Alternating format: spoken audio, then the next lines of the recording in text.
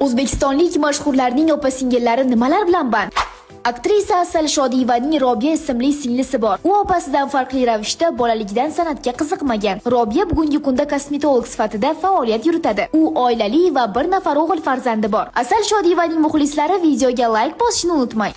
Xonandalar Lola va Shahlo Ahmedovalar. Oilada 3 qiz. Lolaning singlisi Shahloning opasi Zulayho Turkiyada o'z karyerasini rivojlantirish ustida ishlamoqda. U imij stilistikasi va fotografikaga qiziqadi. Opa-singillarga like bosishni unutmang. Xonanda Lola Yo'ldoshevaning ham 2 singlisi bor. Katta singlisi Anora bir necha yil avval Rusiy zabon tili boshlovchi sifatida faoliyat yuritardi. Hozirda 4 farzandning onasi bo'lgan Anora bir necha yildan buyon AQShda istiqomat qiladi. U Instagramdagi shaxsiy blogini yuritadi. Oilaning kenja farzandi Asal ham Instablogger. Asalning Amir ismli o'g'il farzandi bor. Mashhurlar uchun like bosishni unutmang.